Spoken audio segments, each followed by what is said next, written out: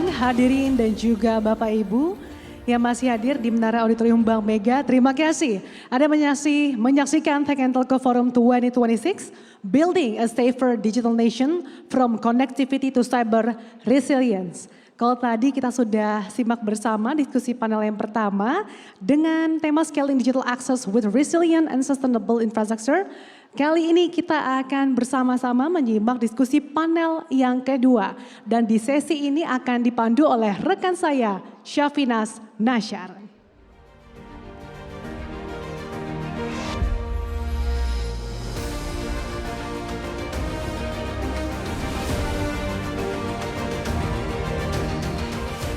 Selamat pagi hadirin sekalian, selamat pagi juga pemirsa CNBC Indonesia. Senang sekali saya Syafinas Nasyar, saya yang akan memandu sesi-sesi berikutnya dalam Tech and Telco Forum 2026.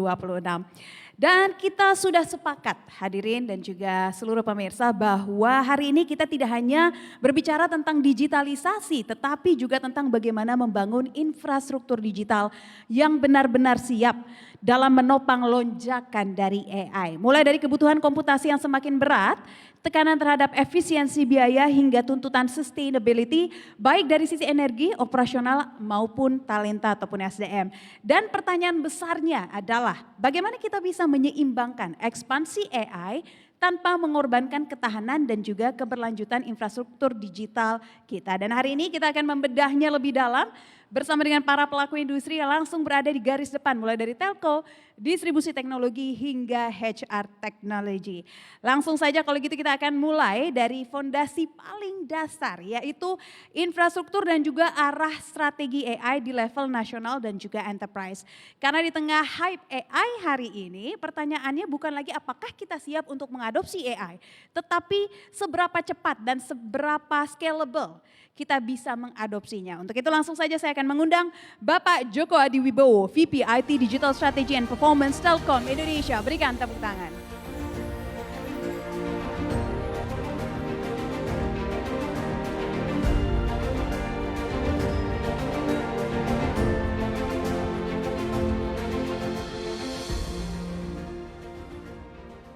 Assalamualaikum warahmatullahi wabarakatuh.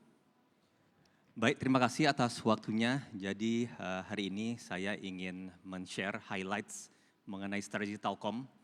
Bagaimana kami ingin melakukan scale expansion dari AI itu sendiri dengan membangun, mendevelop ekosistem infrastruktur yang dibutuhkan gitu ya. Sehingga nanti AI ini bisa memberikan value tidak hanya bagi Telkom, tapi juga tentu bagi bangsa ini. Secara overall akan saya sampaikan sekilas mengenai tren dari AI, baik dari sisi adoption-nya, kemudian evolution dari teknologi itu sendiri, kemudian masuk kepada strategi yang di-adopt Telkom, di mana kita core-nya itu sebagai pembentukan sebuah Center of Excellence dari AI, hingga kemudian kita memastikan future readiness dari AI dari sisi full stack digital infrastructure yang dibutuhkan, sehingga nanti bisa memberikan sebuah value, tadi kembali tidak hanya bagi Telkom, tapi juga tentu bagi bangsa ini. Jadi pertama, secara tren kita lihat untuk konteks adoption, bahwa AI ini basically is a technology that is here to stay gitu ya. Jadi secara adoption di berbagai negara itu sudah menunjukkan persentase yang baik, dan secara growth year on year pun itu terus mengalami double digit growth gitu. Dan bagi Indonesia sendiri, walaupun a bit lagging in terms of adoption, tapi growth rate-nya justru kita salah satu yang tertinggi gitu, compare with other countries. Dan bahkan di tahun 2030 diperkirakan secara marketnya itu, spend AI itu akan exceed 100 triliun rupiah. Jadi memang menunjukkan appetite, urgency, and needs for AI to be implemented di negara ini. Kemudian teknologi wise kita juga mengetahui bahwa AI mengalami suatu shift yang memang sangat cepat dan drastik gitu ya. Jadi kira-kira berapa tahun yang lalu Gen AI comes up dan create the hype. Everyone kita sebagai individual is using it. Kita bisa dibantu oleh prompting yang memberikan sebuah result ya yang lebih cepat bagi kita. Namun tahun ini dan tahun ke depan itu sudah AI ini semakin mature gitu. Kita sudah memasuki area agentic AI, di mana AI tidak hanya sebatas kita melakukan prompt dan mendapatkan respon, tapi AI sudah menjadi autonomous, membutuhkan sedikit atau bahkan no intervention from humans, dan bisa lebih menangani sebuah target yang goal oriented. Jadi AI bisa melakukan terus continuous productivity untuk melakukan assessment, analisa dari data yang ada, bisa adapt terhadap changes yang ada, sehingga menjadi sebuah tools platform yang tentu sangat membantu ya bisnis untuk mencapai hasil secara lebih baik. Kemudian bagi Telkom sendiri, kita menyadari bahwa AI itu is a must for us gitu ya. Jadi kita punya aim to become a AI digital native telco. Jadi kita sudah menggunakan AI untuk create internal value creation, bagaimana bisa meng-create business efficiency bagi Telkom. Dan ini dan beberapa use cases yang sudah kita adopt, baik personal GPT for karyawannya Telkom, Telkom for legal analytics dan sebagainya. Dan sisi lain juga kita menyadari kita memiliki sebuah potensi untuk membantu serve our clients. Jadi kita juga meng-create external value creation, terutama dari use case AI yang sudah proven, sudah validate, dan sudah impactful yang kita lakukan di Telkom, itu kita offer juga bagi pelanggan kita. Dan secara overall, kita meng-create sebuah AI Center for Excellence sebagai sebuah wadah untuk mengoperate AI capability ini secara end-to-end. Mulai bagaimana AI itu di-develop, talentnya di-create, hingga business solution-nya itu ready to be adopted by the industry. Kita memiliki AI Campus, bagaimana Telkom collaborate with universities to create the right talents, to conduct the right research and ideation. Kemudian kita memiliki AI Playground yang menjadi sebuah ranah ekosistem environment yang safe, secure untuk melakukan experimentation applied dari research atau ide tersebut. Kemudian kita ada AI Connect, bagaimana kita melakukan kolaborasi dengan berbagai stakeholder, university, industry, community, untuk ensure AI development yang proper bagi kebutuhan bisnis dan bangsa ini. Kemudian AI Hub, bagaimana tadi proses experimentation, ideas itu bisa kita ultimately commercialize untuk memastikan kebutuhan bisnis sama industry needs. Dan terakhir adalah AI native, tentunya bagaimana menjadi suatu foundation bagi Telkom tadi untuk memiliki kapabilitas AI secara internal, secara mumpuni, untuk menjadi AI digital native telco tersebut. Nah kemudian, for ensuring future readiness, Telkom juga dalam positioning dan memiliki sebuah capability yang terus kita improve untuk meng-offer full digital stack dari AI requirement ini. Mulai dari infrastructure foundation, kemudian data AI platform dan berikut governance-nya, hingga AI use cases yang kita harapkan tentu memberikan sebuah business impact. Dan kalau kita lihat trennya itu bahwa saat ini return of investment for AI itu secara median ya, implementation-nya itu kira-kira memberikan sebuah result 1,6 atau 150% dari investment yang diberikan. Dan return itu diperoleh sekitar 2 hingga 3 tahun gitu. Nah ini harapannya kita tentu dengan pendekatan yang lebih efektif, efisien bisa kita percepat, median ROI-nya bisa kita tingkatkan ke percentage atau pengalihan yang lebih tinggi lagi. Dan untuk hal ini Telkom juga kita dalam posisi tadi yang siap untuk mendukung dan memberikan sebuah value gitu ya bagi pengguna kita, bagi stakeholder kita, yaitu dalam AI ini kita bisa memberikan sebuah positioning dalam bentuk sovereign and secure AI by design, baik dari sisi infrastructure maupun governance-nya. Kemudian kita juga bisa meng-offer tadi integrated ecosystem, mulai dari basic infrastructure foundation hingga application for business use cases. Dan juga kita bisa tentu melakukan deployment AI yang based on value driven. Bagaimana kita memberikan sebuah shared infrastructure, reusable model, dan juga tentu scalable use cases. Sehingga nanti bagi pengguna layanan AI yang kami berikan itu bisa mendapatkan sebuah return on investment yang lebih optimal lagi. Demikian sekilas dari saya dan again happy to discuss further. Terima kasih. Baik, terima kasih. Boleh berikan tepuk tangan Pak Joko. Pak Joko mungkin saya akan undang untuk duduk di samping saya sebelah sini. Terima kasih Pak Joko. Dan bisa saya simpulkan ya, tadi kita sudah dengarkan kalau misalkan AI ini sudah bergerak ke lebih jauh lagi dari yang awalnya hanya sekedar tools, kini menjadi core enabler dalam operasional bisnis dengan kebutuhan infrastruktur yang juga semakin kompleks. Mungkin juga ada dari sisi compute, data maupun dari network. Tapi ada satu hal yang juga mungkin terlewat. Kalau misalkan kita melihat teknologinya sudah siap, apakah sumber daya manusianya juga sudah siap. Karena pada akhirnya transformasi digital ini akan sangat ditentukan juga bagaimana organisasi mengelola talenta dan juga workforce-nya. And to explore that from the human capital and HR technology perspective, we will move on to the next presentation presented by DataOn. Please welcome the CEO of DataOn, Mr. Gordon Nance.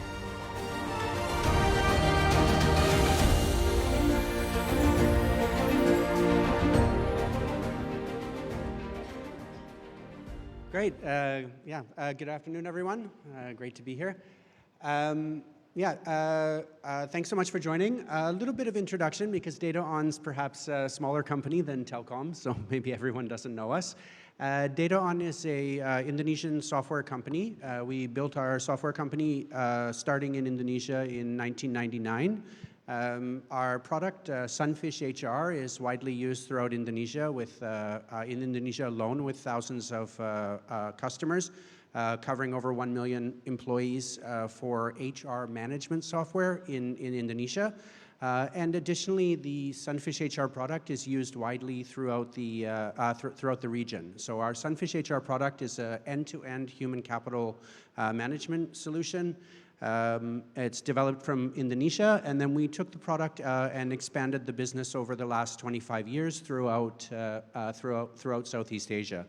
So today we do about 50% of our business in Indonesia and about 50% of our business outside Indonesia throughout the Southeast Asian market. For the content today, we heard a lot this morning about the infrastructure, what it takes to digitize the economy, what we need to see in terms of development of AI. But I think from my perspective, it's a little bit more about the portion of infrastructure that comes from human capital management and how important that is in building the future of the digital economy. So if we look at some of the statistics here, essentially nearly 100% of business leaders, 97% have goals around digital ambition and understand that they need to rethink business strategy in light of the impact of AI. Today as well, even though we have more challenges with our human capital and more things to learn, 88% of our employees are already overworked and already don't have enough time and energy to keep up.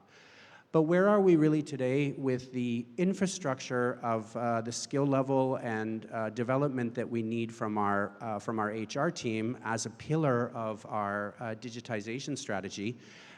We see that essentially everyone is already using AI. 69% of employees are using AI during the year, but in day-to-day work, it's still only entered about 16% of employees that are using it on a day-to-day basis. And if anything, we've built the infrastructure around how we can deliver AI technology. But we're still lagging behind in the actual utilization, particularly in the workplace. Some of these problems come from things like legacy HR systems, technology that's not really up to date, lack of skill development, fragmented employee data, and other issues. And this is one of the core things that DataOn works with our customers throughout Southeast Asia on developing and overcoming those kind of challenges. So what are we doing today as a software company? How can a software company help to develop the human capital skills that are necessary for adoption of AI and digitization of the workforce? Essentially, we look at software as something that traditionally has been for HR software. It's something that's really just kind of a system of record. It keeps our payroll data, it keeps our employee information. But we've been developing that software for many, many years and deploying it at customers and kind of increasing the level of functionality, transitioning from what HR software traditionally has been, which is a simple system of record, more to a tool for workforce intelligence, being able to understand your employees, get real-time feedback, and implement AI technology into that workflow.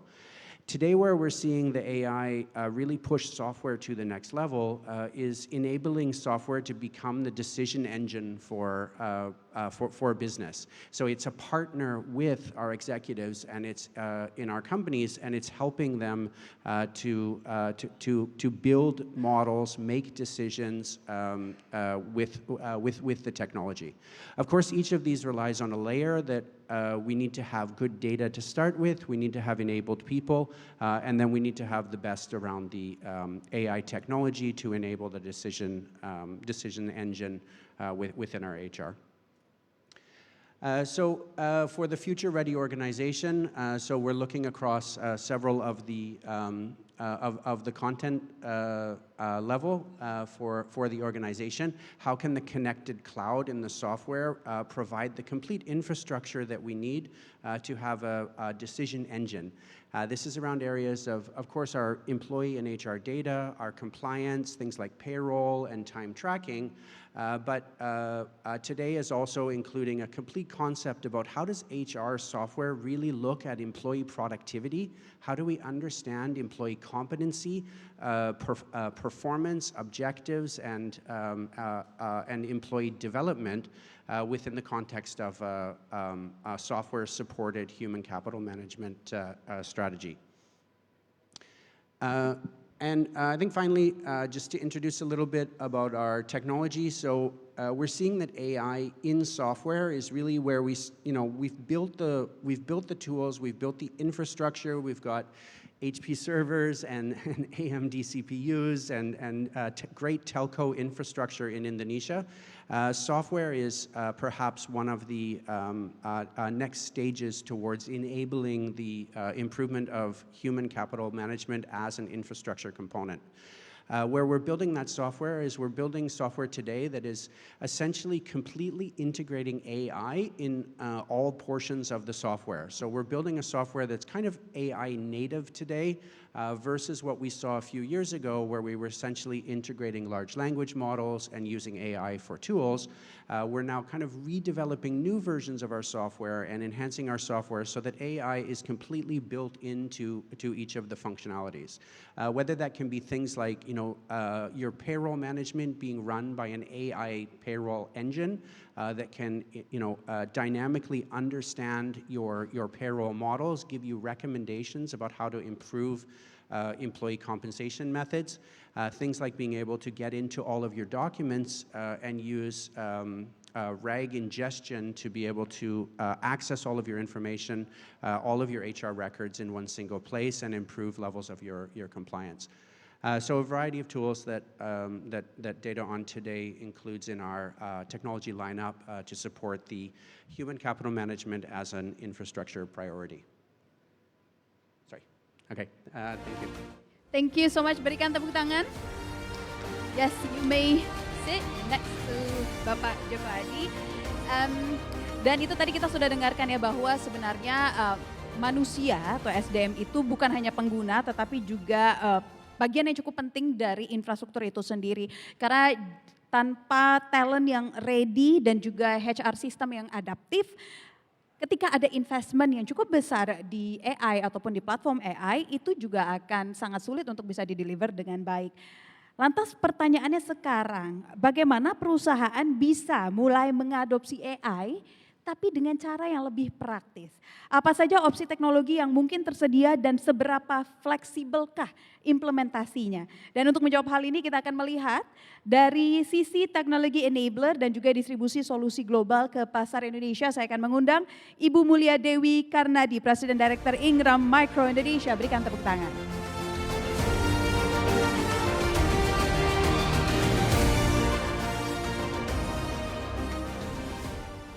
Selamat pagi menjelang siang Bapak-bapak dan Ibu-ibu semua. Senang berada di sini. Salam sejahtera untuk kita semua. Nah, tadi kita sudah dari sesi pertama, sekarang kita masuk di sesi kedua. Nah, izinkan saya mungkin dari Ingram Micro untuk kita sedikit berbicara mengenai teknologi AI dan bagaimana impactnya di Indonesia. Nah, kita menempatkan diri juga bahwa Ingram Micro kita tuh di posisi yang sangat unik dan kita sebut membebankan diri sendiri atau membebankan Ingram Micro sebagai aggregator di market. Karena kenapa keunikan daripada posisi kita? Karena kita mewakili semua brand dunia dari teknologi yang ada. Jadi posisi kita sebagai aggregator di mana kita bisa memberikan solusi secara berkelanjutan kepada customer di Indonesia tentunya ya. Nah, tadi Pak Joko udah sedikit membahas mengenai AI sudah keniscayaan, yang mau tidak mau harus kita terima, harus kita adopsi gitu ya. Ini sedikit selintas kalau kita ngelihat di Amerika sendiri mereka sudah membangun AI Cloud. Di Asia, di Eropa juga mereka sudah bangun. Dan di Indonesia sendiri terima kasih Pak Joko tadi insight-nya juga bahwa sudah ada di Telkom sudah bangun untuk AI Playground ya. Which is sebenarnya salah satu adalah platform yang bisa dipakai oleh semua perusahaan ataupun Indonesian people di sini untuk kita mengadopsi AI lebih cepat lagi. Nah kita juga tahu ada salah satu telco provider di Indonesia, mereka juga sudah menyiapkan untuk AI cloud-nya. Nah sedangkan kalau dari global sendiri kita sudah lihat Microsoft pun juga tahun lalu sudah melakukan big investment di Indonesia dengan membangun the first AI data center yang ada di Indonesia. Dan mereka melakukan investasi yang cukup banyak. Nah Google sendiri juga sudah ada untuk Gen AI-nya, dia juga sudah taruh untuk di data center Indonesia. Jadi ini adalah beberapa platform yang mungkin para bapak-bapak dan ibu-ibu yang mewakili perusahaan ataupun tadi pagi dari konteks edukasi, sesuatu yang bisa langsung dipakai dan digunakan gitu ya. Nah sedikit mereferensikan tadi bahwa impact daripada AI untuk Indonesia sendiri dan dibandingkan dengan negara-negara tetangga sekitar kita itu akan mewakili sekitar kurang lebih 13%. Jadi suatu number yang besar sekali 366 billions, bukan millions ya, billions of dollars gitu ya. Dan kalau kita ngelihat juga adopsi daripada AI itu sudah terus berlangsung nih selama hampir 1 dekade terakhir ya. Mungkin kalau bapak-bapak dan ibu-ibu sekarang yang ada di sini semua sudah tidak bisa hidup tanpa AI virtual assistant mungkin ya. Kalau nanya apa-apa untuk Mari Mengarang mungkin juga sudah pakai apapun Gen AI yang sudah tersedia. Baik itu dari hyperscaler platform, baik dari Google, dari Microsoft, ataupun yang mungkin dibuat sendiri juga sesuai dengan perusahaannya masing-masing. Jadi kita ngelihat bahwa penerapan daripada AI sudah tidak sebagai pilot lagi nih, tapi sudah masuk ke level untuk di scale ya. Dan udah memasuki juga untuk di multiple function within the company juga ya. Nah next kalau kita ngelihat mungkin AI itu sebenarnya kalau yang paling besar kita bisa sampaikan dalam 3 aspek ya. Pemakaian daripada AI di setiap perusahaan atau di setiap institusi yang ada di manapun juga gitu ya. Satu adalah untuk meningkatkan productivity ya. Kedua kita untuk customer experience atau KYC atau knowing your customer lebih lanjut lagi. Termasuk di dalamnya adalah inovasi ya. Jadi inovasi itu termasuk karena kalau kita punya customer acquisition, customer retention kita di market baik, tentunya perusahaan yang kita wakilin pun juga akan menjadi market leader gitu ya. Dan last but not the least, AI itu tidak bisa berjalan tanpa 2 hal ya. Satu, oksigennya AI ya, kalau manusia perlu oksigen gitu ya, AI pun juga perlu oksigen. Oksigennya itu harus data dan data lagi ya. Baik itu data governance-nya, data warehouse-nya, data lake-nya ya. Tapi satu oksigen lagi yang diperlukan, airnya gitu ya. Airnya itu harus dikelilingi dengan security. Jadi ini adalah 2 aspek, udara dan air yang tidak kita sebagai manusia hidup, kita perlu udara dan air. AI pun juga seperti itu. Udara dan airnya adalah dia perlu data dan dia juga perlu security ya. Karena kalau AI tanpa dijalankan dengan security, tadi Pak Arief ya dari Korika ya Pak ya tadi mewakili ya. Nanti terjadilah badai itu ya kan, yang mana menyebabkan kerugian sekian banyak. Saya menyimak juga Pak tadi di sesi pertama ya. Oke. AI teknologi stack kalau dilihat cukup ruwet, banyak sekali. 1, 2, 3, 4 sampai di layer aplikasi. Yang dimana mungkin kalau bapak-bapak dan ibu-ibu sekarang ini memakai mungkin tidak berasa, tetapi di belakangnya itu adalah teknologi stack yang ada. Nah ini yang tadi saya sebut bahwa Ingram mempunyai posisi yang sangat unik dan kita menempatkan diri kita sendiri sebagai aggregator.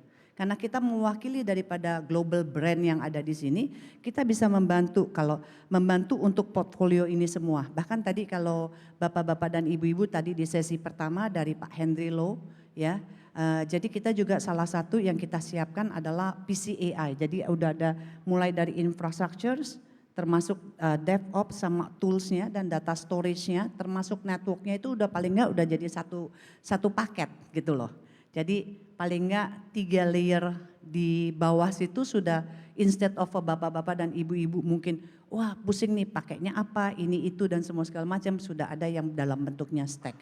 Nah ini memberikan sedikit gambaran untuk bapak-bapak dan ibu kalau pada waktu kita menerapkan AI teknologi stacknya itu banyak sekali ya.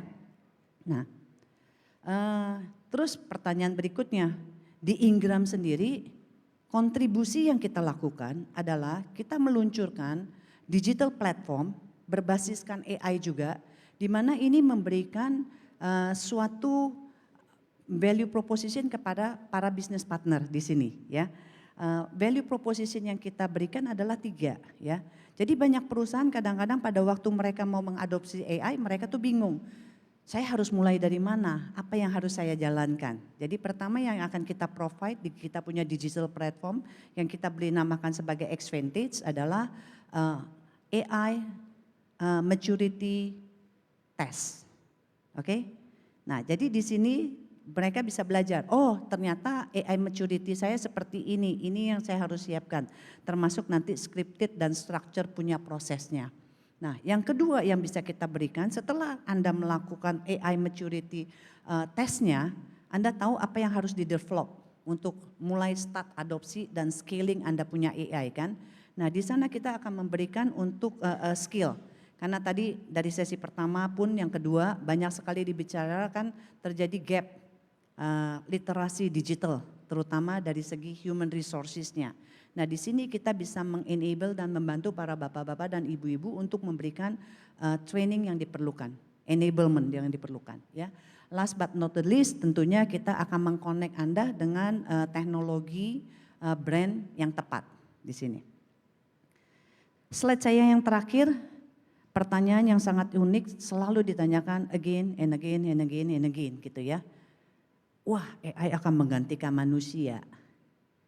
Ya, ada sebagian akan digantikan ya. Jadi kalau saya mengutip dari salah satu AI revolutioner, di sini disebut ada 4 diagram yang tidak bisa digantikan gitu ya. Jadi kalau Anda lihat di diagram kanan bawah gitu ya, pekerjaan atau task yang tidak memerlukan compassion gitu ya. Compassion dalam hal ini including juga termasuk emotional intelligence, termasuk juga empati, termasuk juga adalah ethics. Ethics itu kan value ya. Tidak bisa AI diajarin ada nilai hidup, norma hidup gitu ya, bisa di algoritmkan. Tetapi kalau hal-hal yang tidak memerlukan compassion dan tidak diperlukan creativity, itu bisa kita AI-kan semua. Contoh apa? Contoh mungkin pekerjaan sehari-hari di kantor. Baru tadi kita di ruang tunggu juga kita sedikit bercerita ya. Kita itu di kantor karena kita teknologi company, jadi kita semua punya assistant.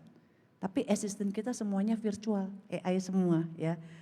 Contoh yang paling mudah di kantor, kalau misalnya anggaplah booking meeting room, booking waktu teman untuk kita melakukan meeting dan segala macam, itu sudah tidak dilakukan lagi. Kita tanya, kamu bisa jam berapa, hari apa, terus kita tadi pakai meeting room yang mana, itu sudah bisa dilakukan oleh AI. Nah itu hal-hal yang sederhana. Kalau dulu mungkin orang biasanya dibantu masih physical human gitu ya. Nah kalau kita sudah terapkan yang hal mundane, rutin, tidak perlu compassion, tidak perlu norma gitu ya. Task, simple task itu udah di AI kan bisa 100%. Kalau dia masih diperlukan creativity mungkin sebagian.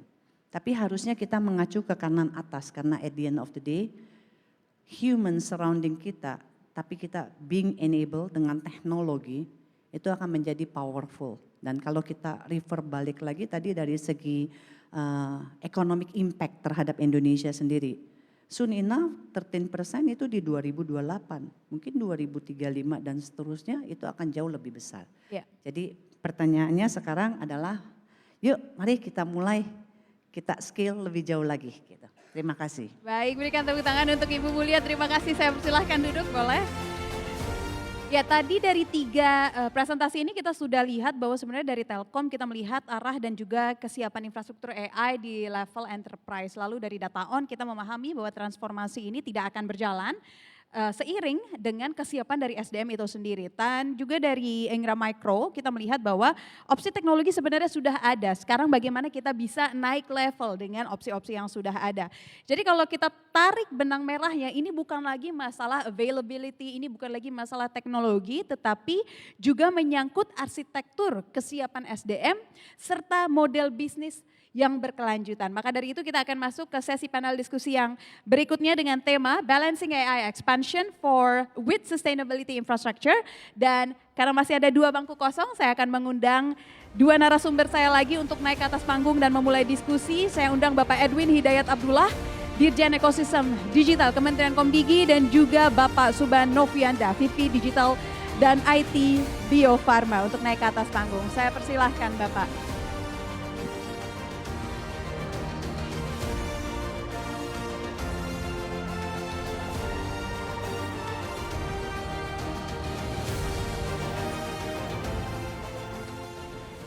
Baik, sekarang di atas panggung sudah ada Pak Joko Adi, Gordon, lalu udah ada Ibu Mulia, udah ada Pak Edwin dan juga Pak Subhan bersama saya. Langsung saja saya akan mulai sesi diskusi ini. Saya mau ke Pak Edwin terlebih dahulu. Pak Edwin, selamat siang Pak Edwin. Kita mau mulai dari fondasi terlebih dahulu Pak Edwin. Kita tahu bahwa pemerintah kini mendorong percepatan akses digital ke wilayah-wilayah 3T. Tapi di saat yang sama kita tahu juga bahwa tantangan di lapangan bukan hanya teknis, tetapi juga bagaimana teknologi ini bisa match secara keekonomian. Nah, sejauh mana strategi Komdigi ini bisa memastikan bahwa pembangunan ini tidak hanya masif tetapi financially sustainable bagi operator dan investor, terutama di tengah tekanan seperti krisis chip dan semikonduktor ataupun tekanan global lainnya yang saat ini terjadi. Silahkan Pak. Suaranya agak ini, terima kasih. Jadi memang kalau ditanya apa namanya, tadi sudah dijelaskan sama Bu Dewi, stack of AI ya, tapi ada namanya, kalau di Jensen Wong itu ada namanya AI itu kayak 5 layers of cake.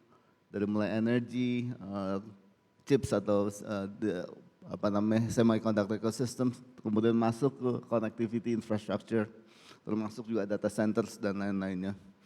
Baru masuk ke LLM dan applications. Nah itu semuanya ada infrastructure. Kalau dalam pemahaman Komdigi semuanya itu hard and soft infrastructure, termasuk SDM juga infrastructure. Jadi kalau ditanya sustainability-nya pendekatan AI itu kalau namanya adoption itu hanya parsial. Tapi kalau namanya AI new technology ini total transformations. Namanya sustainability nggak bisa dipecah, nggak bisa cuma ngomong connectivity aja. Tapi you have to juga harus ngomong mengenai SDM, mengenai regulations, mengenai institutional building. Nah ini harus kita siapkan semuanya. Jadi kalau namanya ngomong sustainability sekali lagi tidak lepas dari yang namanya policy, institutional building, kemudian juga hard infrastructure, soft infrastructure yang semua sekaligus secara, karena itu nggak bisa dipecah-pecah. Nah itu kunci sustainability-nya. Apa yang dilakukan pemerintah? Yang pertama adalah kita harus menyiapkan semuanya ya. Kalau tanya mengenai infrastruktur connectivity-nya kita tahu, by the way kita launch untuk 5G. Jadi sebentar lagi Indonesia akan rata, mungkin sekarang 5G masih below 10%. Tapi dengan rilisnya frekuensi 700 dan 2,6 ini insya Allah akan menambah 5G yang itu akan baik untuk AI adoptions. Kemudian yang paling penting apa? Kita itu untuk hard infrastructure. Kemudian kita juga creating yang kita punya namanya konsep, kita punya 6 C's dalam penanganan AI. Apa itu 6C? Yang pertama itu satu kita empowering industry untuk connectivity. Kita lagi dalam proses juga gimana kita melakukan penyehatan terhadap industri connectivity kita. Connectivity industri kita ini mohon maaf ya, ini ada 1.600 player. tapi kita build highway but empty roads gitu. Jadi highway but trafficnya nggak bagus. Jadi kita punya 1.600 perusahaan ISP ya. Some are doing well, some are not. Many are not doing well. Nah ini harus kita sehatkan. Nah ini kita dalam proses bagaimana kita menaikkan value added daripada industri connectivity data. C yang kedua adalah we need lots of investment, capital. That's why we need to bring capital. That is the second C. Tapi kalau kita nggak beres ini, the environment of the industry, it is impossible to bring the capital. So the second C is capital. Nah ini yang kita buat yang namanya innovation center di mana-mana. Kita buat nanti regulations sekarang yang untuk attracting more investments.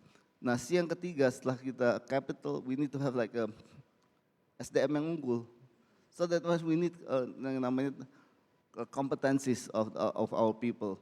Kita sekarang kalau dalam Komdigi level ada yang namanya AI Talent Factory, kita juga namanya untuk Garuda Spark Innovation Hub itu untuk Center of Innovation. Kita buat di 20 cities di Indonesia dan 500 BOK-nya yang akan kita establish. Nah setelah ini jadi baru kita bisa bicara namanya commercialization of data.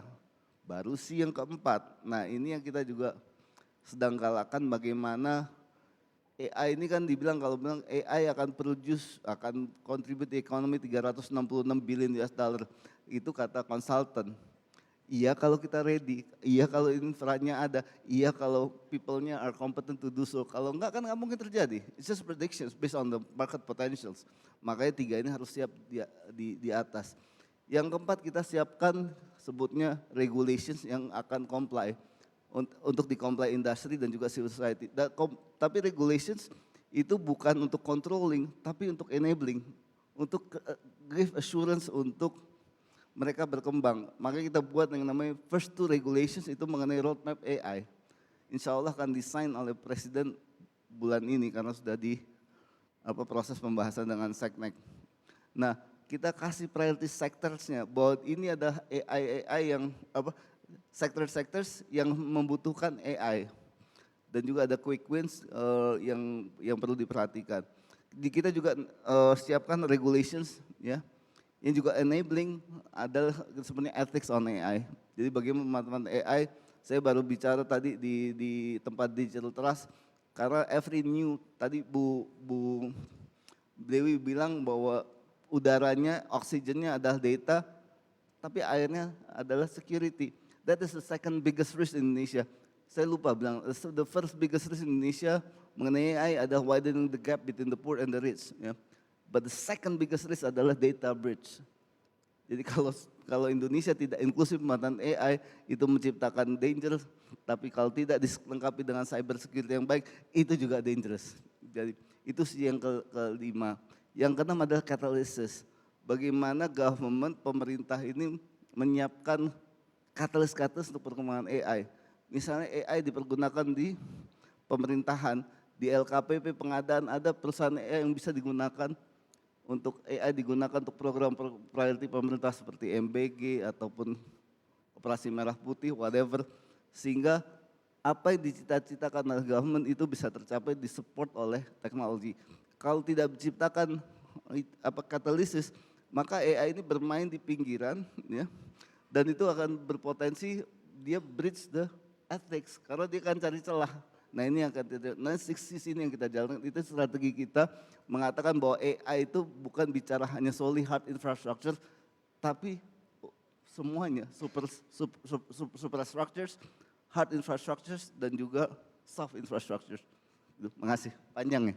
Ya, nggak apa-apa Pak, justru kita mau mendapatkan gambaran yang lebih besar. Mungkin saya highlight sedikit dan kalau kita lihat ke belakang, akses itu penting, infrastruktur juga sama pentingnya, tapi satu hal dari 6 C's yang tadi Bapak sebutkan kan ada kompetensi, dan kompetensi ini berkaitan dengan SDM. Nah biasanya kita lupa nih Pak SDM, bagaimana SDM ini siap untuk memanfaatkan teknologi yang agresif sekali perubahannya ini.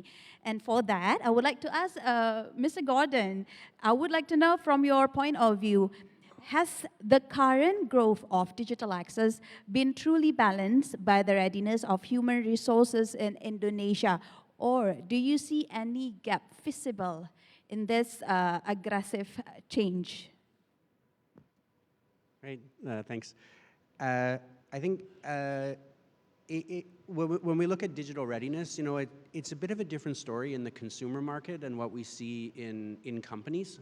When we're talking about how much is the digital readiness of human capital working in a business, it's sometimes a different perspective than what we might see in the market. Indonesia's got, you know, top 5 country in the world for digital connection, 220 million users with internet connections here. You know, we're a society in Indonesia where technology's it's really leapfrogged a lot of the rest of the world, and we're very far ahead. So in terms of infrastructure for things like, you know, network connections, access to devices, etc., Indonesia is kind of very much in a leadership type position. But the same is maybe not always true in the adoption of the technology within companies. You know, we see that, for example, we have the Human Capital Index. Indonesia is still ranked relatively low in 96th place. We have studies telling us that you know, less than 30% of employees are ready for the adoption of AI in the workplace, and that's not something to consider that it's critical, but it's something that shows us there's an opportunity for improvement. And what we see from maybe from myself and at DataOn working with our customers on the HR side of their business, is that the opportunity is really there, particularly within the companies, for how they can upskill and adjust. OECD is telling us that we're looking to have maybe 23 million people that will need reskilling over the next few years because of the impact of AI technologies, and these are something that that each one of our business leaders throughout Indonesia needs to take a lot more seriously. I mean, we've heard interesting things that some of our leading companies like Telkom is doing, but not every company is quite that forward thinking yet, and that's where the access level is ahead in Indonesia, but the capacity still somewhat lags. Just because companies are not really adopting it as aggressively as they could. So this is one of the areas that we're trying to continue to promote and work on and bring tools to companies to help them kind of move from looking at, okay, we've got the infrastructure, we've got networks, we've got computers, we've got devices at work, but do we really see that our human capital is an important part of our infrastructure as we look forward into what's going to be the digital economy of the future? Human capital is just an as important part of the infrastructure of a business as the other more traditional brick and mortar components. Oke, baik. Berikan tepuk tangan dong untuk Gordon. Terima kasih banyak. Saya ingin ke Pak Joko Adi. Kalau tadi saya kutip sedikit aja, ada kata-kata yang disampaikan oleh Gordon adalah some company not adopting akses AI yang cukup baik atau yang memadai, dan juga sebenarnya opportunity-nya itu selalu ada untuk SDM bisa upskilling jika memang akses itu betul-betul diberikan. Nah, sekarang bagaimana kita memastikan bahwa akses itu digunakan secara produktif? Kalau kita lihat dari sisi teknologi dalam 2 hingga 3 tahun terakhir sejak munculnya generative AI seperti ChatGPT, perubahannya akhirnya terasa sangat cepat. Sebenarnya seberapa jauh juga perkembangan kemampuan AI hari ini khususnya untuk kebutuhan enterprise? Ya, terima kasih Mbak. Jadi terkait perkembangan AI itu sendiri ya, tadi berapa tahun yang lalu terjadi tadi Big Bang lah istilahnya di konteks AI ya, muncul Gen AI dan memberikan sebuah kemampuan respon yang luar biasa gitu ya, dan memang secara penggunaannya itu di level individual itu dirasakan gitu ya, jadi memudahkan kita melakukan misalnya tadi dokumen misalnya refining atau misalnya mengimprove misal code yang dibuat oleh developers, tapi itu memang di konteks individual level gitu ya, dan itu sudah bisa digunakan secara baik gitu. Nah, tapi kalau kita ngomong secara teknologi AI, tadi kita sudah lihat juga, saya sampaikan terjadi memang shifting evolusi dari AI itu cukup signifikan gitu ya. Jadi yang sebelumnya Gen AI sekarang sudah kita masuk ke area agentic AI. Nah, agentic AI ini menjadi sebuah game changer bagi enterprise terutama gitu ya. Jadi ini memungkinkan enterprise itu bisa memperoleh value yang lebih besar dari AI itu sendiri gitu. Yang sebelumnya itu memang sifatnya Gen AI, kita melakukan prompting dapat respons. Nah, dengan adanya agentic AI ini memungkinkan kita untuk mendapatkan sebuah reasoning goal oriented impact dari penggunaan AI itu sendiri.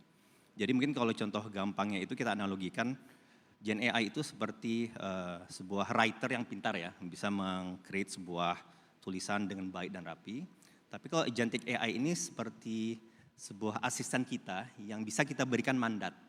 Mandat sebuah goal apa yang ingin kita capai, lalu dia bisa melakukan prosesnya secara mandiri tanpa harus kita memberikan sebuah instruksi line by line, case by case. Nah, itu yang memang menjadi sebuah perubahan untuk mengenable sebuah enterprise bisa mendapatkan sebuah solusi atas problem-problem yang dihadapinya, atas sebuah inefficiency dari bisnis proses workflow yang dia miliki. Dengan menggunakan agentic AI ini bisa dipercepat proses efisiensi tersebut gitu.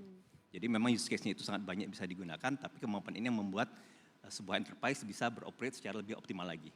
Jadi harapannya di sini dari sisi Telkom pun kita kemarin sudah meluncur juga kapabilitas agentic AI kita untuk kita gunakan dan refine secara internal tentunya.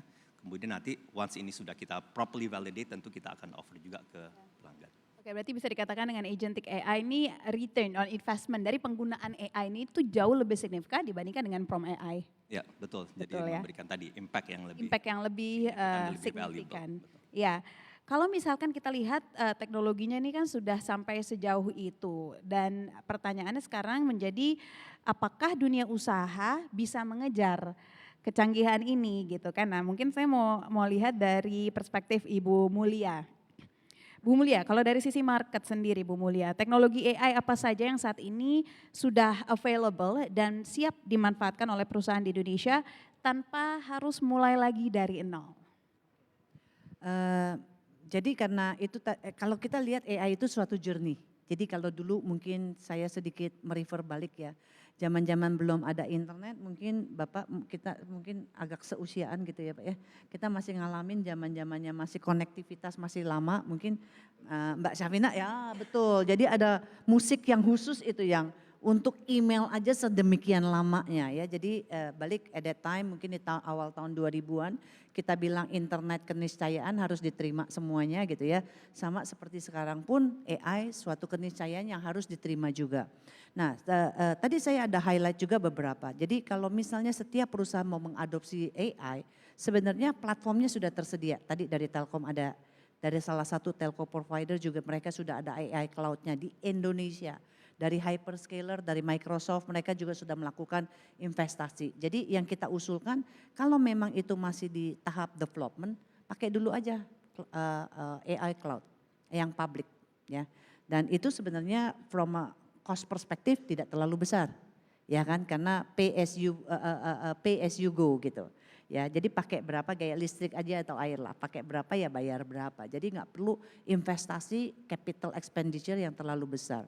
Nah begitu kita mau masuk ke deploy untuk production, mau di scaling dan segala macam. Thank you Pak Edwin karena kita 2 tahun yang lalu 2003 ya sudah keluar peraturan PDP juga perlindungan data pribadi. Itu salah satu dari government sudah di endorse untuk oke, ada beberapa hal termasuk juga data sovereignty ya Pak ya yang mana itu pada mengacu kepada data pribadi, confidentiality harus ada di Indonesia. Nah itu baru nanti diturunkan. Ya, baru kan setiap perusahaan pasti mau memakai, datanya yang confidential tentu nggak mau di public, walaupun memang sudah ada di Indonesia juga gitu ya. Tapi mungkin mereka lebih mau, saya maunya ada di lingkungan perusahaan sendiri. Jadi optionnya tersedia banyak sekali. Jadi tidak ada alasan bahwa company bilang, terlalu mahal. Ada kok yang nggak mahal, ada kok yang pay as you go, ada kok gitu loh. Jadi lebih banyak kalau kita ngelihat adalah keinginan dari pimpinan perusahaan karena sekali lagi transformasi hanya bisa dilakukan, gak bisa bottom up. Ya, bottom up bisa nggak? Bisa, tapi jadi sporadik gitu kan ya. Any transformasi harus dilakukan dari pucuk pimpinan turun ke bawah untuk dilakukan sebagai execution. Jadi itu willpower-nya ya harus dilakukan Oke. ya. Berarti bisa dikatakan ya Bu, kalau misalkan akses ini memang sudah mulai terbuka, teknologi sudah siap, tetapi kadang yang menjadi kendala di lapangan adalah kesiapan manusia dan juga cara adopsinya. Bagaimana Ibu melihatnya? Oke, kalau tadi kita mengacu lagi tuh ke dua diagram tadi ya, compassion di dalam hal ini semua yang berhubungan dengan emosi, berhubungan nilai, tata krama dan semua segala macam, value, nilai gitu ya. Dengan satu lagi adalah kreativitas. Tadi kalau kerjaan hari-hari repetitif ya tidak perlu compassion, tidak perlu kreativitas, AI kan saja. Salah satu tadi Mr. Gordon cerita, payroll, bayar payroll kan tidak perlu compensation ya, sudah dinawarkan di depan ya. Nawar compensationnya kan di depan. Tapi begitu itu jadi payroll itu menjadi suatu yang mundane yang setiap bulan tinggal dijalankan. Itu bisa di AI kan semua gitu loh. Ya, tapi begitu kita perlu compassion, perlu nilai, perlu kreativitas, nah itu adalah di mana hierarki tertinggi. Manusia yang harus mendrive AI. Ya, jadi AI sebagai tool yang mengenable gitu loh. Oke, mungkin saya ingin dapat pandangan singkat dari Pak Suban. Bagaimana Anda mendengar diskusi kita tadi? Kita kan membicarakan tentang infrastruktur, aksesibilitas, lalu human resource gitu. Bagaimana AI ini terkait 3 hal tadi juga ada di Bio Farma, Pak. Ya, baik, terima kasih. Mungkin teman-teman sudah pernah mendengar tentang Bio Farma atau lupa. Kami adalah sebuah perusahaan bio life science yang salah satu produknya adalah vaccines.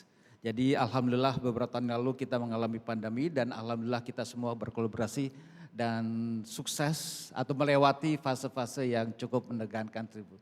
Ya, mungkin tepuk tangan buat kita semua karena keberhasilan tersebut. Ya.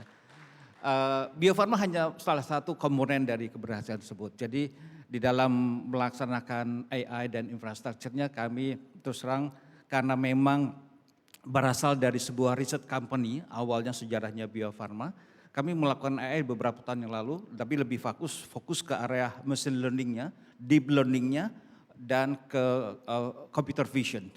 Jadi di salah satu instalasi kami adalah kami menggunakan AI untuk menentukan tingkat kematangan vaksin. Biasanya dulu menggunakan mata terbuka dengan mikroskop ya. Tetapi dengan teknologi AI tersebut kita bisa melakukan secara real time sehingga kita tidak harus bolak-balik keluar fasilitas yang sangat menurut kami harus steril banget. Nah dengan itu kita mempercepat prosesnya, meringankan cost-nya. Dan tentu saja problem utama di kami bukan sekedar AI ya. Kami punya AI untuk riset, untuk production, ada AI juga untuk IT, jadi kita kata ada IT dan OT. Tapi problem di kami, atau lebih tepatnya challenges kami adalah tadi data sovereignty.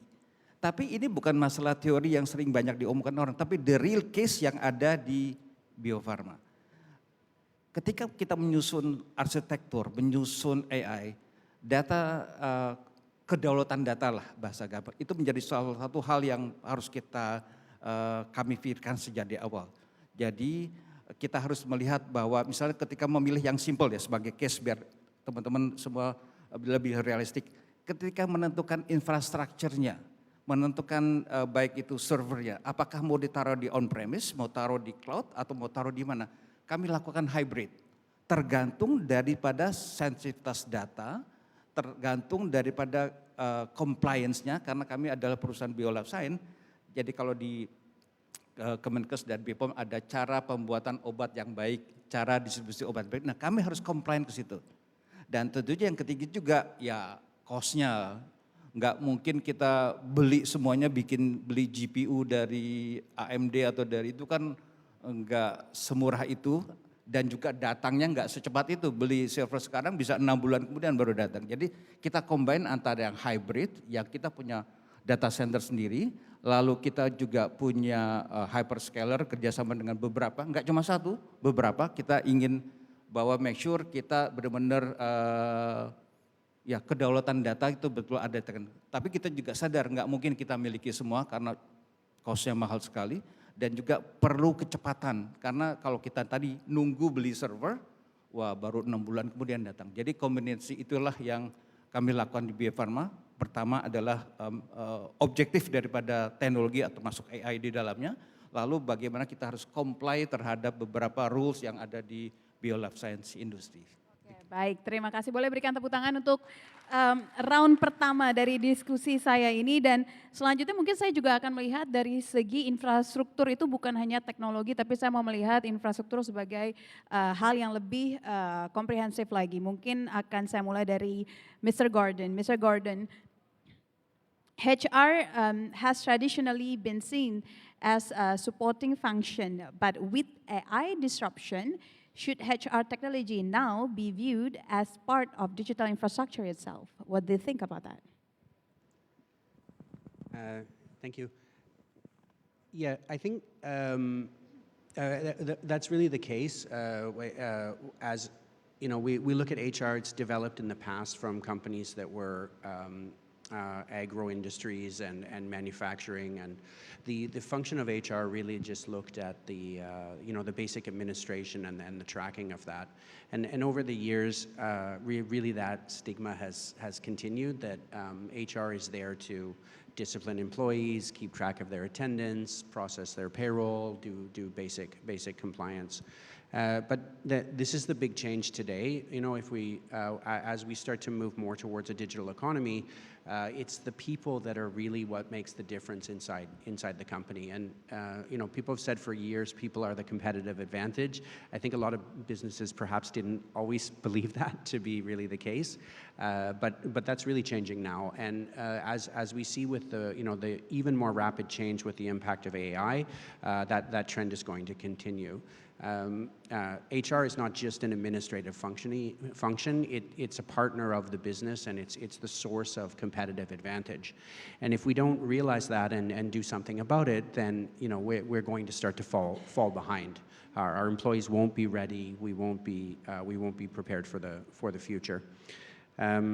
The way that we look at this is that you need to kind of go through a process. It's nice to have a strategy that people are important and to have a PowerPoint deck and a consultant to tell you that. But the reality is that it's only going to happen when you consistently embed that in your organization and you take a proactive approach over a very long time to start to make that change. And that means building up the data layer initially, looking at what kind of information do we have to understand about our employees, particularly around areas of productivity, employee performance, objectives, competencies, and skills. And then transition that into an automation of our compliance layer. We have to pay people correctly. BPJS must be calculated. We have our audit requirements, et cetera, in our companies. We need to automate all of that so that our HR, our human capital management team, becomes free to really focus on what's going to be important in the digital economy, and that's really a change towards an agility layer. If anything, I think the point here is that human capital is part of our infrastructure, particularly now that we need to have agile organizations that can adopt change quickly, where people have skills for the future prepared in advance, and they're able to then adopt and grow as the business changes. And this is really kind of that final point to a software. When the HR software starts to support the business as an agile organization and it has that agility layer. And the point where you really see that happening is when your HR directors and your CEO, they start relying on the systems that are in place for data, for answers, rather than just saying, oh, I want another report, I need to see something, prepare me a head count, I want to see my org chart, kind of information, and they start actually looking towards human capital management of a source of providing information for business decisions. Thank you. Baik, terima kasih. Saya ingin tahu juga mungkin dari industri kesehatan yang saya lihat cukup kompleks gitu. Mungkin boleh dijabarkan Pak, sebenarnya infrastruktur AI seperti apa yang digunakan di Bio Farma ini, apakah sistemnya hybrid cloud, dan bagaimana juga tadi mungkin Bapak belum menjabarkan untuk bisa menyeimbangkan latency, cost, dan juga energy efficiency. Ya, seperti yang tadi saya sampaikan juga, Kalau dari segi infrastructure, kami menggunakan hybrid approach ya. Ada yang menggunakan hyperscaler dan itu multi cloud, nggak cuma satu cloud provider. Kedua adalah tentu saja menggunakan on-premise yang kita lakukan. Dan itu dilihat dari data sensitivitasnya dan dilihat juga tentunya dari compliance-nya. Jadi beberapa data yang sifatnya untuk research, untuk sesuatu yang bergen kualitas itu kita put on-premise. Tapi data-data bisnis transaksi biasa kita juga menggunakan cloud providers ya. Termasuk sistem yang katakanlah untuk dipakai untuk mengkonekkan ke external party. Misalnya kalau dalam e-procurement kita kan berhubungan dengan vendor-vendor di luar dan itu konektivitasnya kita menggunakan hyperscaler atau public cloud yang ada. Tapi menggunakan sistem yang terintegrasi. Dari segi AI-nya itu sendiri, tadi saya ceritakan tentang bagaimana penggunaan AI kami untuk kebutuhan operation, jadi operation teknologi di manufacturing process dan di quality process. Kami tentu juga menggunakan yang sifatnya lebih ke business support, penggunaan Gen AI misalnya untuk legal, penggunaan Gen AI untuk proses procurement. Salah satu yang menarik yang kami lihat adalah, salah satu yang membuat kenapa proses procurement itu lambat adalah bukan di proses approval, bukan. Approval bisa menggunakan sistem. Tapi proses mereview dokumen-dokumen terentak yang luar biasa banyaknya. Nah, kita coba lakukan awalnya adalah sebuah pilot project untuk mereview semua dokumen project tersebut. Minimal misalnya project-project IT lah. Kita ketika menentukan term of reference, kadang-kadang kita tidak mempunyai standarisasi yang bagus dan dengan AI tersebut kita dibantu untuk membuat sebuah term on reference yang bagus. Tapi kemudian setelah itu jadi dan kemudian ditweak tentunya oleh kita sendiri sebagai manusianya, kita akan review lagi oleh AI-nya. Bahkan nanti ketika TOR tersebut mendapatkan proposal dari beberapa vendor yang lain, kita minta AI untuk mereview, melakukan scoring terhadap dokumen-dokumen tersebut. Dan ini sangat mereduce proses. Tidak menggantikan manusia, tetapi membantu tim kami untuk lebih produktif dalam melakukan tugas-tugasnya. Menarik, menjadi lebih produktif. Tetapi kita nggak bisa tutup mata juga Pak, implementasi ini costly. Betul ya Pak ya? Nah, berbicara tentang implementasi yang cukup costly, mungkin saya mau ke Bu Mulia. Bu Mulia, kan tadi Bu Mulia sempat bilang, sebenarnya opsi itu sekarang sudah banyak dan juga sudah lebih fleksibel. Lantas, apakah perusahaan ini harus selalu punya infrastruktur sendiri untuk AI? Atau ada opsi fleksibel? Tadi Ibu menjabarkan opsi fleksibel. Nah, sefleksibel apa? Opsinya sebanyak apa? Contohnya apa yang bisa diadopsi oleh perusahaan? Apalagi melihat ini bukan adopsi yang murah begitu Bu, silahkan. Oke, kalau banyak perusahaan di Indonesia itu kalau kita bilang yang sudah punya karyawan 1.000 atau lebih, umumnya mereka sudah punya data center sendiri, umumnya ya. Nah, data center itu ada umurnya. Ya, pada umumnya data center itu akan di-replace sekitar 5 tahun ya. Nah, kalau kita lihat fenomena itu akan terjadi mungkin sekarang akan mulai maturing. Anyway, ya 5 tahun diperpanjang-panjang lah kalau budget belum turun gitu ya. Another 1 atau 2 tahun lagi. Nah, jadi kalau kita ngelihat sebelum COVID itu kan kita mulai pada tahun 2020 ya Pak ya. Thank you loh, Bio Farma yang pertama kali vaksin jadi tersedia cepat ya Pak ya. Nah itu betul, 2020 kita terjadi COVID. Nah pada waktu terjadi COVID itu pasti pembelian semua IT tertahan semua pastinya. Jadi kalau kita hitung sekarang aja kita udah masuk 2026 Bu. Ya kan, jadi mau nggak mau anyway mereka punya data center, semua perusahaan di atas 1.000 employee is about to be replaced. It's about to be renewed gitu. Pada waktu dia renewed, nah ini adalah sudah harus kita masukkan dengan AI enable ya. Dan tadi terus hybrid, tadi Pak Henry juga sedikit ngobrol tuh ya. Hybrid itu sekarang sudah dipakai dengan sangat seamless ya. Dan teknologi sudah memudahkan untuk one single pane of glass juga.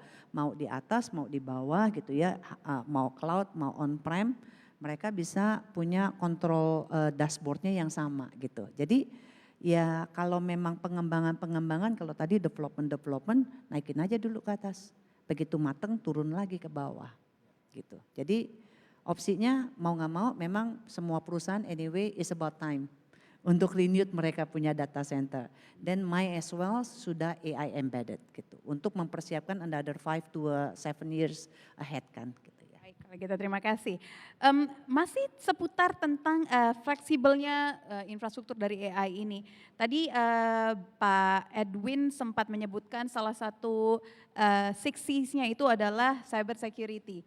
Kemarin saya sempat interview seseorang yang menyebutkan bahwa AI for security, but at the same time security for AI juga. Nah, kami ingin tahu bagaimana pemerintah akhirnya menyeimbangkan percepatan pembangunan data center dan AI infrastructure, tetapi juga balance dengan kebutuhan akan keamanan cyber dan juga kedaulatan data. Selain tadi sudah adanya undang-undang yang dikeluarkan, selain itu apalagi yang mungkin dilakukan oleh pemerintah, Pak? Ya, yang pertama tentu kan kita harus dorong yang saya sudah bilang tadi, kebijakannya sudah harus disiapkan. Saya bilang bahwa one of the biggest risk of AI implementations adalah data breach. Jadi kita siapkan set of regulationsnya mulai dari Perpres dan sekarang ada lagi yang akan disiapkan untuk cyber security law. Nah ini lagi digarap oleh BSSN dan juga Polkam.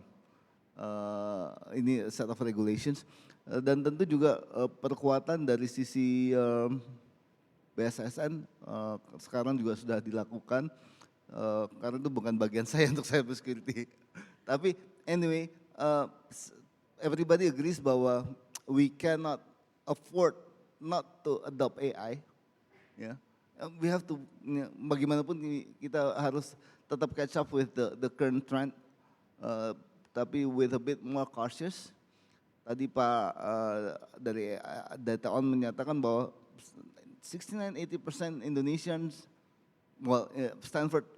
Stanford survey research bilang 80% of Indonesian are being optimistic on the adoption of AI.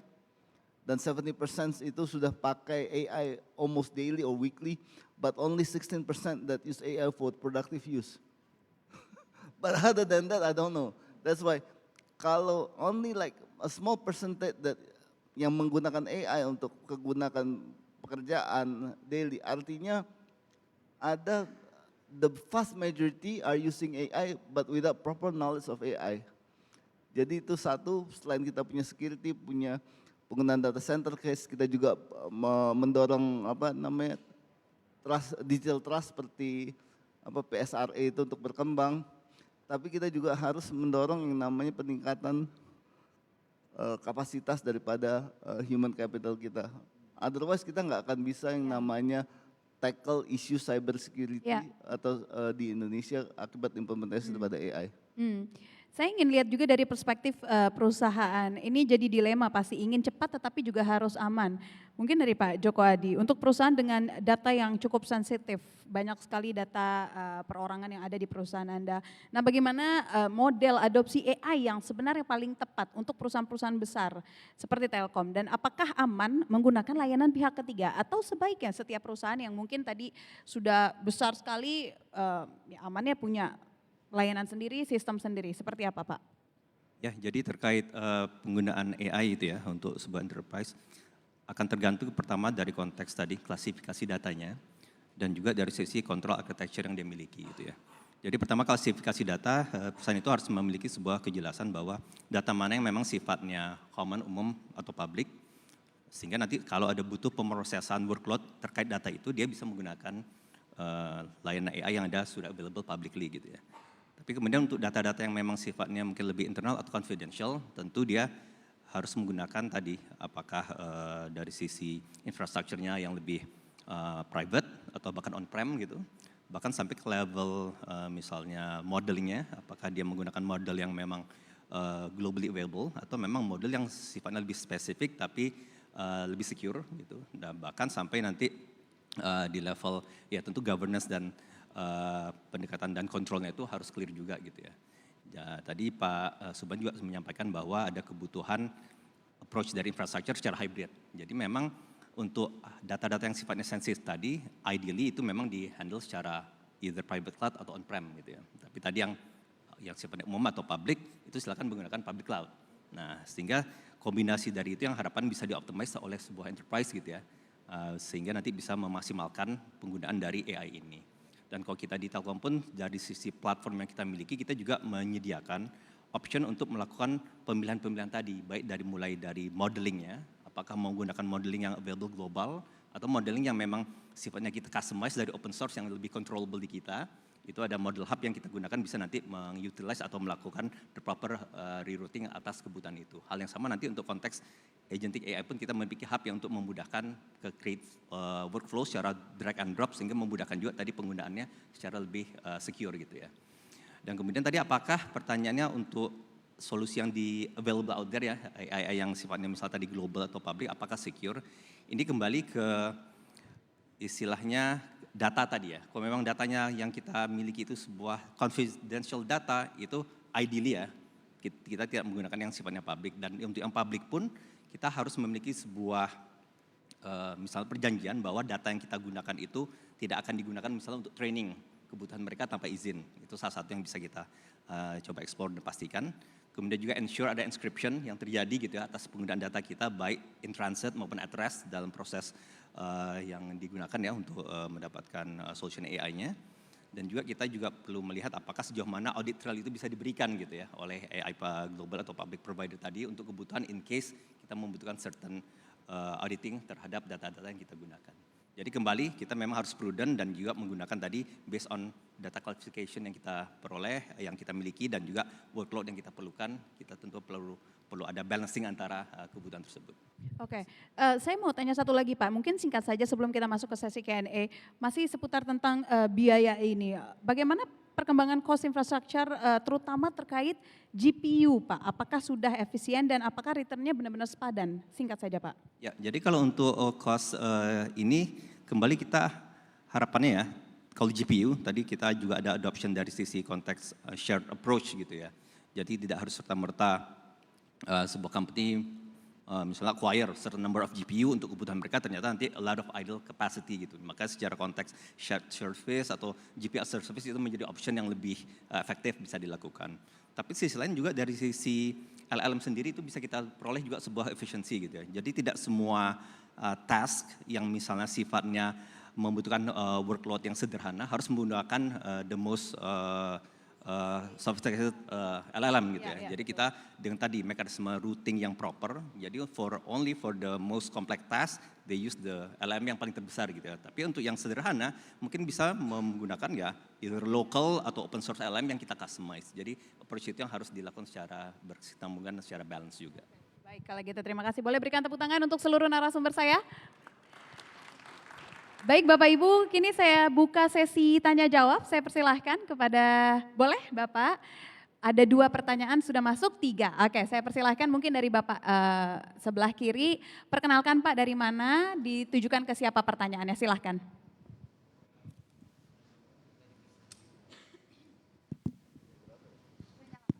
Terima kasih Mbak Dewi ya. Pertanyaan saya ke Telkom dan juga ke Pak Erwin dari pemangku kebijakan ya dalam hal ini Komdigi. Juga mungkin nanti menyerempet sedikit ke Bio Farma. Seperti kita ketahui AI itu di mana negara itu selalu use case-nya itu disupport dulu sama negara. Ya, karena kan seperti tadi dijelaskan sama Pak Joko, investasi itu kan mahal nih GPU. Pak Dewi juga aware tuh tentang itu. Pertanyaan saya kepada Pak Joko, ini kan BUMN ya, Telkom ini ya, punya akses yang cukup luas, apalagi komutnya kan wamen ya. Kenapa sampai saat ini itu Telkom belum invest gitu, belum masuk dalam ranah AI infra gitu, GPU as a service lah kita bilang dalam konteks ini ya. Padahal kan aksesnya ke data gitu ya, ke government sektor yang memiliki data Bio Farma dengan penelitian obat itu kalau diteropong-teropong gini hanya oleh peneliti kan berapa lama kan untuk menghasilkan satu obat.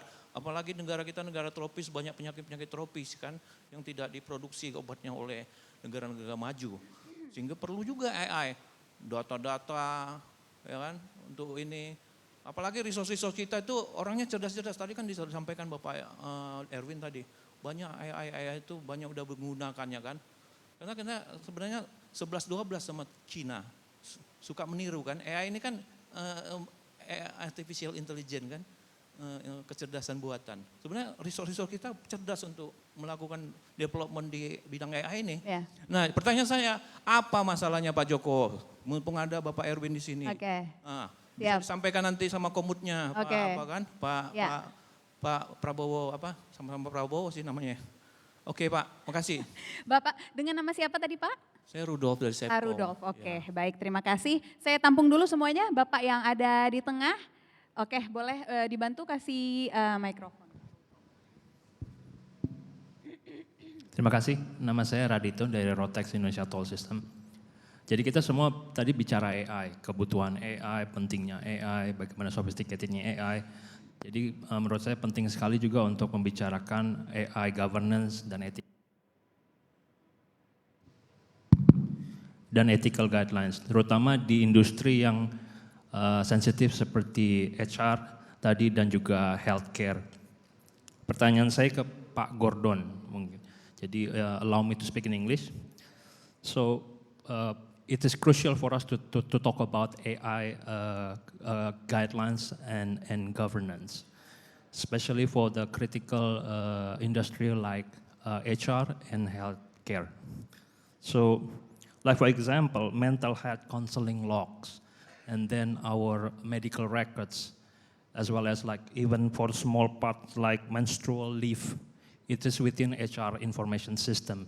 So, if your AI use this data to predict, for example, flight risk or any other purposes, so where is the thin red line between analytics or illegal surveillance? Thank you very much. Terima kasih Pak Radito.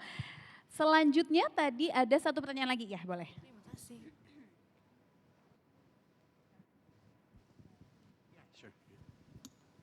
My name is Arif Kusuma from Korika. Quick questions addressed to all panelists. Please allow me to speak in English. From your opinions, if digital connectivity continues to accelerate, who should legally and operationally bear responsibility for failures in national cyber resilience when attacks occur? Is it regulator, infrastructure operator, technology provider, or user institutions? Please enlighten me. Thank you. Pak, boleh diulang sekali lagi Pak? Mungkin if digital apa tadi Pak? Boleh diulang sekali lagi? If digital connectivity continues to accelerate, who should legally and operationally bear responsibility for failures in national cyber resilience when attacks occur? Is it regulator, infrastructure operator, technology provider, or user institutions? Thank you.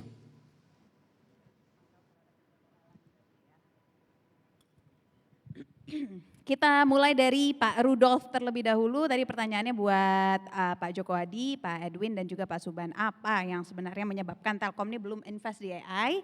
Nanti mulai ditanggapi oleh Pak Edwin dan juga Pak Suban. Silakan Pak Joko. Ya, terima kasih Pak Rudolf atas pertanyaan. Jadi untuk AI sendiri ya, tadi saya sudah sampaikan terkait strateginya Telkom untuk meng-create AI Center of Excellence. Nah itu sendiri kita sudah kemarin launching di tahun 2005, 28 Agustus. Dan kemudian itu yang menjadi roadmap kita untuk mensupport pengembangan AI, tidak hanya untuk di Telkom maupun untuk ke support kebutuhan bangsa gitu ya. Jadi kalau kita ngomong secara investment, tadi saya sudah tunjukkan juga secara full stack digital layer untuk mensupport AI, mulai dari infrastructure foundation-nya, platform hingga nanti use case application.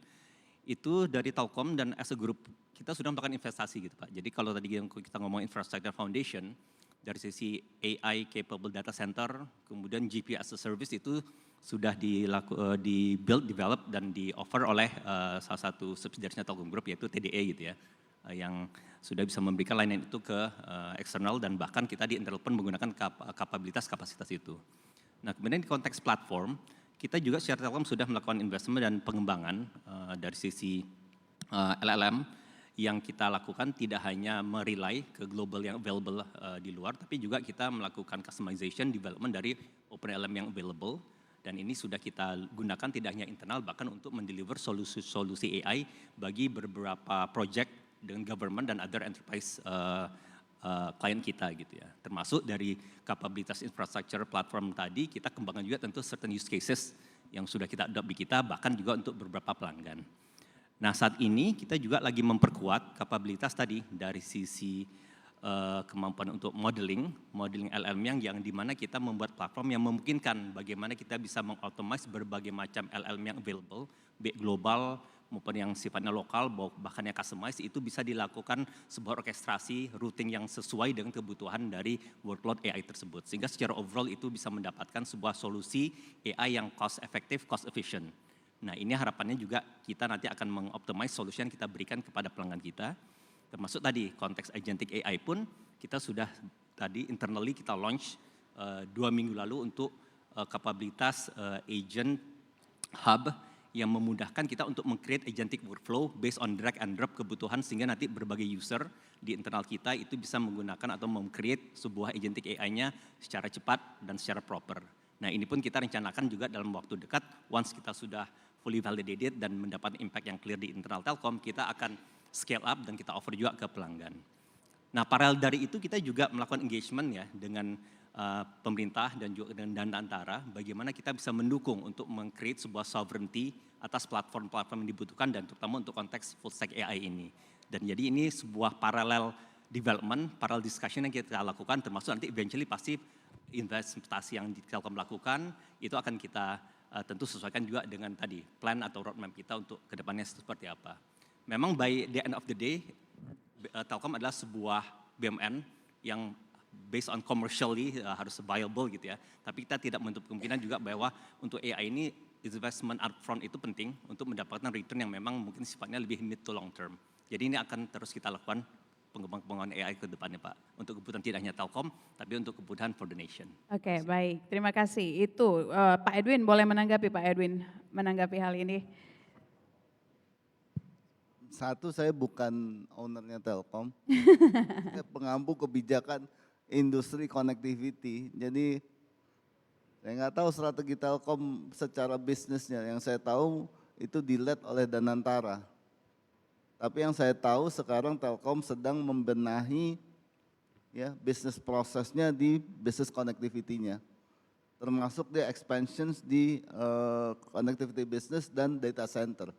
Kalau tadi saya bicara mengenai layers of AI, ya nomor 1 energy, nomor 2 chips atau semiconductor ecosystem, nomor 3 adalah connectivity infrastructure. Itu yang lagi beresin Telkom diperkuat. Kalau mengenai dia buat LLM atau applications, saya kira untuk resource allocation-nya nggak ke sana Telkom. Tapi saya nggak mau komentar di situ karena itu urusannya Telkom dengan Danantara. Danantara, baik. Terima kasih. Baik, terima kasih Pak Edwin. Pak Suban mungkin mau kasih POV. Saya ingin berempati ke Pak Joko dengan Telkom khususnya. Karena ini Pak, realnya di lapangan tidak mudah dan tidak murah. Apalagi bisnis modelnya beda Pak, cara penggunaannya beda. Kalau kita biasa dengan hyperscaler yang lain adalah untuk aplikasi yang biasa, itu paling-paling pay as you go gitu ya. Oke, saya punya VM gini berapa harganya, nanti bulan depan saya naikin VM-nya, memorinya atau space-nya, atau bulan depan saya turun lagi. Tapi sekarang enggak. Yang ideal ini ideal dan saya belum menemukan even hyperscaler yang mampu menyediakan service ini adalah kita pay as you go-nya atau pay per user itu by tokenize. Data saya ingin tetap ada di pocket saya Pak, ibaratnya ya di hyper. Tapi ketika membentukkan compute engine, saya ingin based on tokenize. Jadi bukan based on memory, based on itu by tokenize. Dan itu tidak mudah Pak. Menyangkut sesuatu yang memang tadi Pak Jokowi sampaikan harus ada berani investasi di awal. Dan itu memang tidak mudah dan tidak murah. Jadi saya berempati, ini memang sebuah problema bersama yang perlu kita tweak bareng-bareng nih. Kalau kita bisa lakukan itu Telkom melejit Pak. Amin.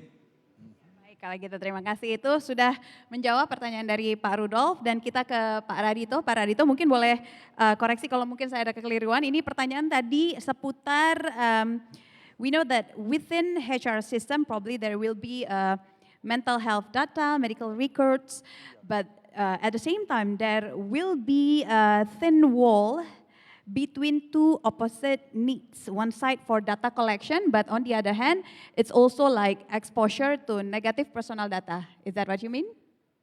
Yeah, and what's your perspective on that? I think the data governance in AI is it's really just a hugely risky thing now. There's just not the systems in place yet, and the standards. I mean, how many people in the company in your company do you really know what your company's policy is on uploading data to ChatGPT or using Claude Cowork? Does anyone actually have policies in place that are clear? And the overwhelming answer that we'll hear is that it's either just flat out not allowed or it's not clear. The idea that you can't use these systems is probably too restrictive, but putting the policies in place is just something that companies haven't really come to terms with yet. I can speak more about HR data specifically because that's my area. But I think one of the things that we want to consider is, where do we want our company's data being held? Who should have access to it? As an Indonesian company, do we agree that the American government should be able to read our company's data? I certainly wouldn't agree to that. The data of Indonesian companies perhaps is under the purview of the Indonesian government, but it's not something that needs to be exposed to foreign regulators that have no place in our businesses. These are the risky things that happen when we start using things like API integration and we connect to Anthropic or we connect to ChatGPT and integrate those systems to get access to those very powerful large language models.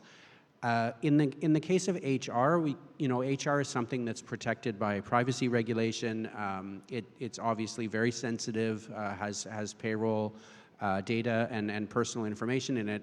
So for the use in our case of the large language models, so we do in-house, we run in-house large language models that are run in the back end of our system. They're not directly connected to the internet, and they don't learn from our customers' data. So that in our case, for that deployment, we consider that's a fairly safe level.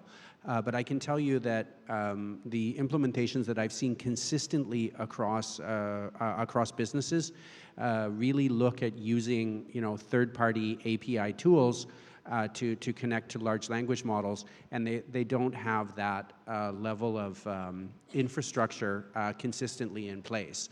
And what people will tell you is that there's a model where you can anonymize data and you can limit what's being shared with the LLMs so that you can protect your corporate data and still get access to these powerful, largely US hosted large language models. But the reality is, having experienced it and done the development on it myself, it really just isn't possible to entirely protect your data that way. So from one perspective, the governance of your data, it has to be something that you come up with a policy for in your business, and you're aware of the risk level that you're taking. And certainly you need to find a way to then mitigate that so that you still have access to these very, very powerful tools without kind of breaking down the governance model and safety of your data. There's perhaps a second part to that question, which is around the AI models. How do we ensure that what AI is telling us is actually, unbiased and correct, right? And from my personal opinion, I think it's not solved yet, but by careful prompt engineering and modeling your AI systems so that they're not in the position of kind of making decisions.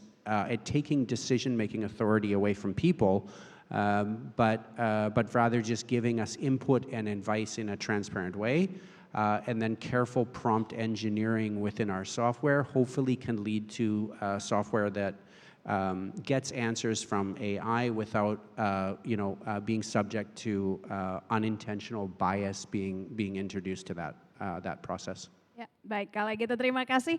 Mohon maaf untuk penanya terakhir karena waktu kita terbatas, tidak bisa kita lanjutkan. Mungkin nanti bisa ada diskusi selesai dari sesi ini. Boleh sekali lagi berikan tepuk tangan untuk seluruh pembicara kita hari ini.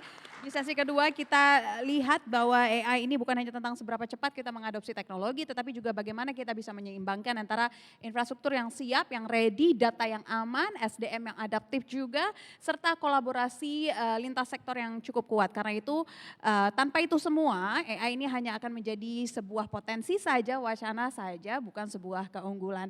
Untuk itu saya Syafina Nasyar, kita ketemu lagi di sesi diskusi berikutnya. Sekali lagi boleh berikan tepuk tangan dan acara saya kembalikan kepada Andi Shalini.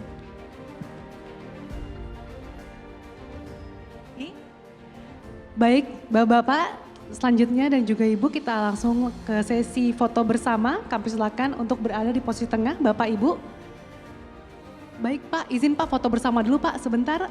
Oke, baik Bapak Ibu di posisi di tengah, tim dokumentasi akan mengabadikan momen ini. Kita hitung bersama, 1, 2, 3. Sekali lagi, 1, 2, 3. Kita berikan tepuk tangan yang luar biasa untuk sesi diskusi kedua yang sangat insightful dan juga kaya akan perspektif. Kami persilakan untuk kembali ke tempat.